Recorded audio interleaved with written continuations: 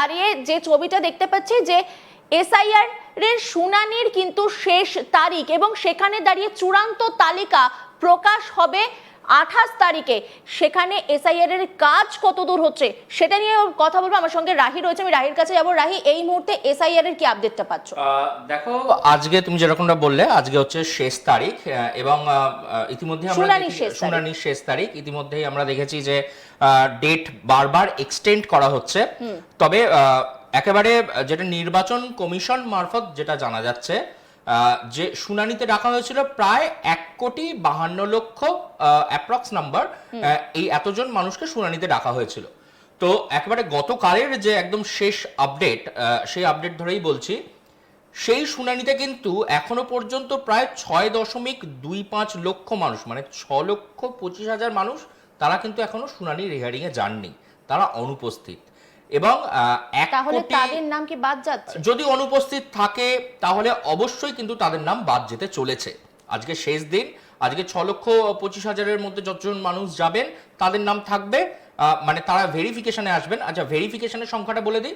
ভেরিফিকেশনের সংখ্যাটা হচ্ছে যে 1,23,00,000, মানে এই যে সংখ্যক, এরা হচ্ছে যে প্রাথমিক পর্যায়ের ভেরিফাইড হয়েছে। তবে এমনটা নয় যে প্রাথমিক পর্যায়ে ভেরিফাইড হওয়া মানেই কিন্তু তাদের সকলের নাম একেবারে ভোটার তালিকায় এসে গেল। এটা প্রথম পর্যায়ের ভেরিফিকেশন হয়েছে, এরপরে আরো দুটো ধাপ পেরোবে। ফাইনাল ভেরিফিকেশনের পরে একবারে চূড়ান্ত তালিকাটা বেরোবে।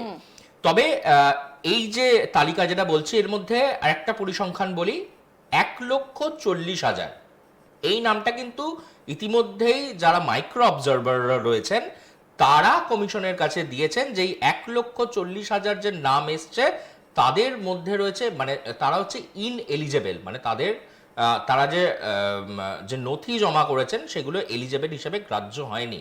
তাই এই 1,40,000 নাম কিন্তু একেবারে বাদের তালিকায় সেটা ধরে নেওয়াই যেতে পারে। এরপরে 6,25,000 মানুষ, তারা কিন্তু অনুপস্থিত। আজকে যে কজন উপস্থিত হবেন, মানে প্রায় 7 লক্ষর কাছাকাছি, প্রায় 7 লক্ষর কাছাকাছি একটা সংখ্যা, যেটা একবারে তালিকা থেকে বাদ যেতে চলেছে।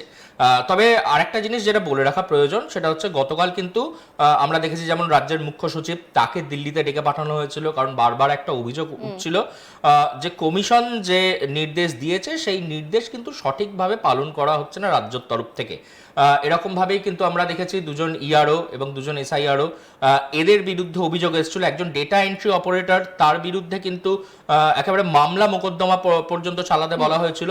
কিন্তু সেই যে বিষয়টা, সেটা কিন্তু কোনো রকম ভাবেই রাজ্য সেটা ইমপ্লিমেন্ট করেনি। সেই কারণে রাজ্যের মুখ্য সচিবকে গতকাল দিল্লিতে তলব করা হয়েছিল। প্রায় 1-1.5 ঘন্টার উপরে একেবারে যিনি মুখ্য নির্বাচনী আধিকারিক, তার সঙ্গে বসে আলোচনা হয়েছে। তার পরবর্তীতে যেটা দেখা গেল, আর গতকাল হচ্ছে যে দিল্লি ইলেকশন কমিশন অফিস এবং কলকাতা সিও দপ্তর অর্থাৎ মনোজ আগরওয়াল, তার সঙ্গে একটা ভার্চুয়াল বৈঠক চলছিল। জ্ঞানেশ কুমারের ফুল বেঞ্চ এবং মনোজ আগরওয়াল, তাদের একটা বৈঠকের সূত্র মারফত কি তথ্য পাওয়া যাচ্ছে, কি আলোচনা হয়েছে? বৈঠকের মধ্যে দিয়ে কিন্তু একাধিক আলোচনার বিষয় উঠে এসছে। শুধু উঠে আসেনি তাই নয়, বলা চলে বিভিন্ন ক্ষেত্রে সরকারি কর্মচারীদের, বিশেষত যারা ডিস্ট্রিক্ট ম্যাজিস্ট্রেট রয়েছেন, তাদের ওপরেও কিন্তু দায় বর্তাবে এরকম ঘোষণাও কিন্তু, মানে এরকম বলা চলে হুঁশিয়ারি দিয়েছে কিন্তু নির্বাচন কমিশন।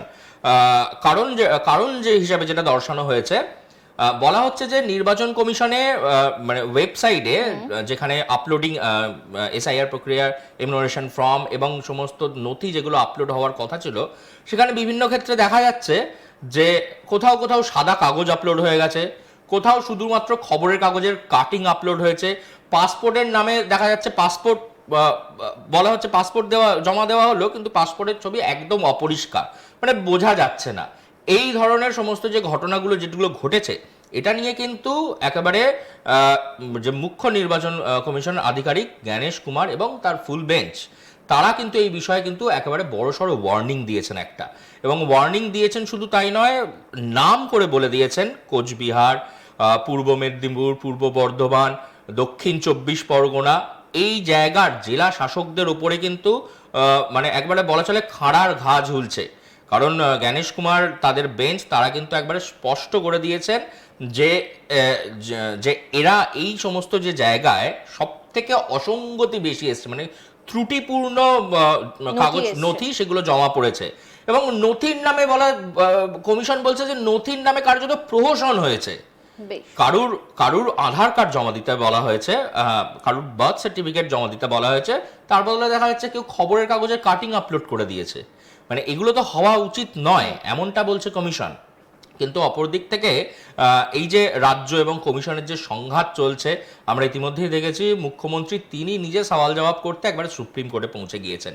তার মধ্যেই যতজন যারা রাজ্য সরকারি উচ্চ পদস্থ আধিকারিক যারা রয়েছেন তাদের ওপরেও কিন্তু এবার এই দায়টা এসে বর্তাবে। এবং কমিশন স্পষ্ট বলে দিয়েছে যে মানে যুদ্ধকালীন পরিস্থিতিতে রাজ্যে এসআইআর চলছে, খুবই অল্প সময় হাতে রয়েছে, তার মধ্যেই গোটা এসআইআর প্রক্রিয়া কমপ্লিট করতে হবে। তো যত মানুষের নাম, যত নথি জমা পড়ছে, সেই নথিগুলো কোনো রকম ভাবেই সেগুলোকে নষ্ট করে ফেলা যাবে না বা সেই নথিগুলোকে সমস্ত কিছু রেখে দিতে হবে। এবং আমরা সেই আসছি তোমার কাছে, কারণ ইতিমধ্যে কাদের কাদের নাম বাদ যাচ্ছে, প্রায় 7 লক্ষের কথা তুমি বলছো, সেই বিষয়ে আসছি। একটু আগে আমরা হুমায়ুন নিয়ে কথা বলছিলাম, আমি আবারও চলে যাব সব্যসাচীর কাছে, যে এই মুহূর্তে দাঁড়িয়ে সব্যসাচী তুমি যেমনটা বলছিলে যে হুমায়ুন কবির বলছেন সংখ্যালঘুদের কথা, এদিকে তিনি কিন্তু বার্তা এটাও পাশাপাশি দিয়েছেন যদি হয় সেখানে দাঁড়িয়ে কিন্তু তার দল শুধুমাত্র সংখ্যালঘুদের নিয়ে নয় সবাইকে নিয়ে কাজ করবে, সেই রকমও বার্তা কিন্তু আমরা একটা সময় শুনেছি। পাশাপাশি তুমি যেমনটা বললে যে বিজেপির বিরুদ্ধে কথা বলার কথা, তিনি এমনও বার্তা দিয়েছিলেন যে বিজেপি যদি আসতে চায় আসতে পারে, তাতে মুখ্যমন্ত্রীর মুখ হিসেবে তিনিই থাকবেন, সেই বার্তাও তিনি দিয়েছেন। পাশাপাশি যেই মুহূর্তে দাঁড়িয়ে যোগী আদিত্যনাথ তাকে নিশানা করেছেন, তখন তিনি কি বলেছেন সেটা আগে দর্শকদের শোনাই, তারপরে আসছি তোমার কাছে। योगी आदित्यनाथ का भारत का उनका बाप का एका नहीं। योगी आदित्यनाथ बोलने दीजिए, मैं बंगाल के रहने वाला है। बंगाल का जो चीफ मिनिस्टर है वो ममता बनर्जी है अभी तक। भारत का जो संविधान है उस संविधान पे मेरा हक है मस्जिद बनाने का। किसी को मंदिर बनाना, किसी को गिरजा बनाना, किसी को चर्च बनाना, वो अपना अपना धर्म का लोगों को हक है। तो मैं मुसलमान होने के मैं मस्जिद बनाऊंगा, वो कोई कुछ कर सकते कर लेगा।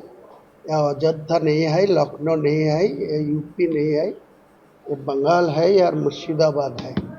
मैं यहाँ पर मस्जिद बना के ही छोड़ूंगा, किसी को कोई रोक सकता रोक लीजिए। সব্যসাচী, কোথাও গিয়ে কিন্তু তিনি বলে দিলেন যে এখনো পর্যন্ত এই রাজ্যের মুখ্যমন্ত্রী মমতা বন্দ্যোপাধ্যায়, তার মানে তিনি কি মমতা বন্দ্যোপাধ্যায়কে ভরসা করছেন, সেই ভরসাতে তিনি বাবরি মসজিদ করছেন, এই প্রশ্নটাও কিন্তু জোরালো হচ্ছে। ঠিক তেমন ভাবে তিনি কিন্তু মমতা বন্দ্যোপাধ্যায়ের বিরুদ্ধেই ভোটে দাঁড়াবেন বলে তিনি স্পষ্ট বার্তাও দিয়েছেন। তিনি বিভিন্ন সময় বিভিন্ন ধরনের মন্তব্য করছেন। দেখো, একবারই তিনি একটাই কথা বলেছেন, কিন্তু বারবার মমতা বন্দ্যোপাধ্যায়ের বিরুদ্ধেই তার লড়াই।